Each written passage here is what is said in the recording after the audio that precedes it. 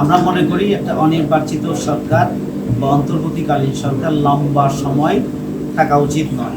রাষ্ট্রের গুরুত্বপূর্ণ প্রয়োজন পূরণের জন্য একটা অচল অবস্থা থেকে একটা রেগুলার অবস্থায় নিয়ে যাওয়ার জন্য যে সময়টুকু দরকার যত দ্রুততম সময়ের মধ্যে সম্ভব একটা নিয়মতান্ত্রিক গণতান্ত্রিক সরকারের হাতেই রাষ্ট্রের ক্ষমতা যাওয়া উচিত, তাহলে জনগণের অংশীদারিত্ব থাকবে।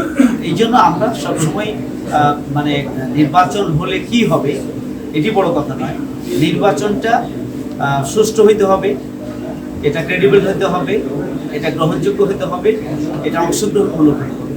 এই কাজটি নিশ্চিত করাটা হচ্ছে একটা বড় চ্যালেঞ্জ।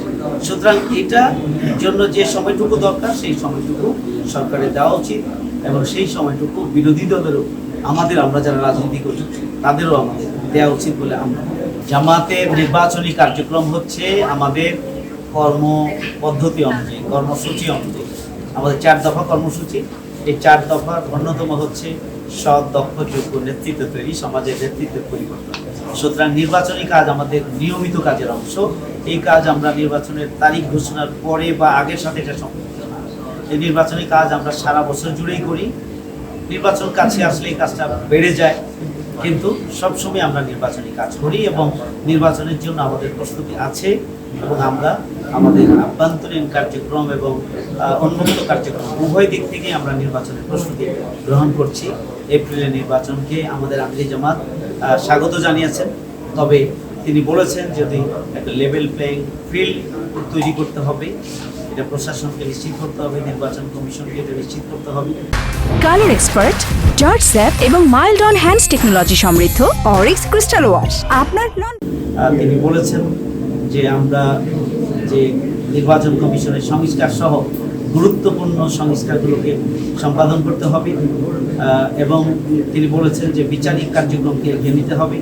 এই সমস্ত শর্তগুলো পূরণ করে সরকার এপ্রিলে মাঝামাঝি সময় যদি এগুলোকে এগিয়ে নিয়ে নির্বাচন দিতে পারেন, তাহলে সেই নির্বাচন জনগণের কাছে গ্রহণযোগ্য হতে পারে। নচেত আরেকটি প্রশ্নবিদ্ধ নির্বাচন নতুন করে বাংলাদেশের সামগ্রিক পরিস্থিতিকে আবারও পিছনের দিকে নিয়ে যাবে। এই জন্য এগুলো নির্বাচনের আগে, যে ঘোষিত ডেটের আগে এই সমস্ত বিষয়গুলোকে সামনে রেখে সরকারের দ্রুত পদক্ষেপ গ্রহণ করা দরকার।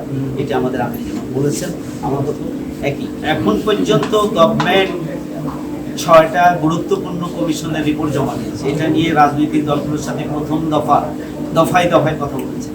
দ্বিতীয় দফা কথা আবারও শুরু হয়েছে। আমরা খুবই আশাবাদী যে অনেকগুলো বিষয়ের সাথে রাজনৈতিক দলগুলো এখন দ্বিতীয় পর্যায়ে এসে একমত হয়েছে।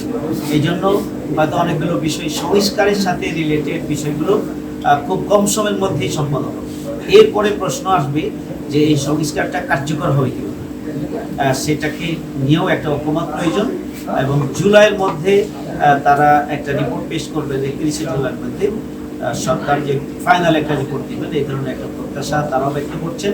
আমরা আশাবাদী যেভাবে অগ্রসর হচ্ছে এটাকে আরেকটু গতি নিয়ে যদি এগিয়ে নেওয়া যায়, আশা করা যায় যে মানে কাঙ্ক্ষিত সময়ের মধ্যেই সংস্কার হচ্ছে সবচেয়ে গুরুত্বপূর্ণ এবং বিশেষ করে নির্বাচন সংস্কার, নির্বাচন ব্যবস্থা এবং অন্যান্য মৌলিক সংস্কার যেটা নির্বাচনের সাথে রিলেটেড, এই সংস্কারগুলো গুরুত্বপূর্ণ।